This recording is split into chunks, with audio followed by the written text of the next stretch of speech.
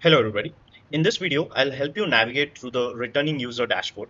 Just like we had the new user dashboard, this is the returning user where the user has already created or completed one interview on our platform. So I'm a returning user because I have created one interview and also completed a fair number of interviews in my platform, right? So uh, the on the top side, there's plus new interview, which basically has two options, whether you want to set up a live interview or start a mock practice, and it will show you what is the remaining limits for you so that you can click on that and get started from there. Okay. If you're facing any issues in the terms of limits that you have, please reach out to us on the chat support that you have, or you can always email us at hello@interviewbee.ai, right?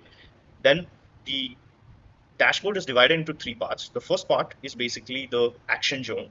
The primary action zone basically holds the interviews that is going to happen the next in terms of the latest interview. So if you have two interviews coming up and one is on 6th of July and the other is on 7th of July, so the 6th July will appear in the action zone, and once you complete it, then the 7th July will appear there. Okay. In under active interviews, basically the same interview plus every other interviews that you have scheduled, either live or mock, either web live or desktop live, everything would appear inside the active interviews list.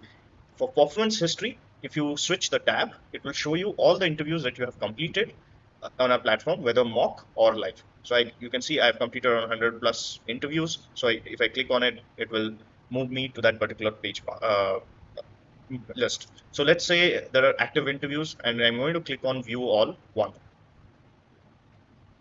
So it shows me all the live and mock interviews that has been created recently and whether it is scheduled or not. So there are options. The same click to action buttons are available to launch or simulate or edit the interview. If it is a completed interview, then you can do analyze report only, right? There are a bunch of filters here like status, scheduled, in progress, completed, draft. So you can do that. So if you have a draft interview, it will appear here. If you have a completed interview, it will appear here. In progress, if there's an interview that is going on, then it will appear here. And scheduled, it will show the one that is currently scheduled, right? All the roles that you have done will appear here, which it has been captured, and even the companies that you have done. And under types, we have the mock type and the live type, so you can very well understand the filter difference. Okay, coming back to dashboard, it will refresh. Below part is the key performance stats, which will show you how many live interviews you have scheduled, but you have not completed them, how many you have completed them. I am just short of 100 there. What is the average performance score out of 10? Pretty bad because I've been testing a lot. So I generally don't give the entire interview for the complete duration. The total minutes that I've interviewed, and similarly for mock interviews, how many have been scheduled, how many have been completed, what is the performance score, and total minutes interviewed. So this key performance stats is for the benefit of the user who wants to look at how they have been performing in terms of their performance across multiple interviews, right?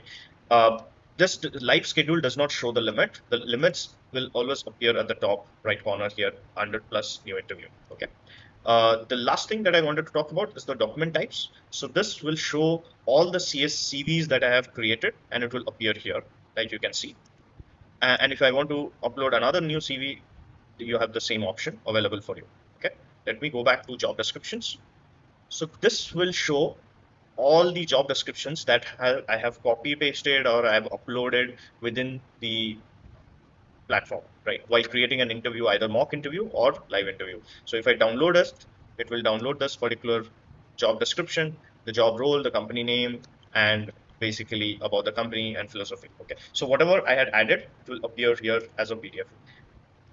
Job descriptions will not be available to you before you create an interview. It will only be available after you set up that interview. Okay. And you can always do this particular filters in the type of interview and the date range, etc. Okay. The rest of the stuffs are video tutorials and help center, which I think pretty explanatory. Please watch all the video tutorials. We are updating the video tutorials, making it chapter wise so that it will be easier for you to kind of progressively check them. And while you are stuck at any point in time, please go back to the tutorials, look at them, and you will have almost all the answers.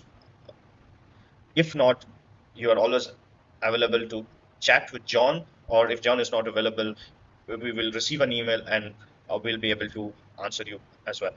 Under Help Center, there are multiple questions that are available. Please go through them if you are accessing the platform for the first time. And if you can't find your answer, you can always click on email us. Okay. Career tools, I had already spoken about them in our previous video. Under profile also, I had already spoken about them. There's no change. Subscription plan is the last thing that I wanted to talk about. So this shows the plans that I'm currently on. So my current plan is starter plan, and it renews on 9/5/2025. Okay. I can always downgrade or cancel to the free plan, or I can upgrade to a paid plan.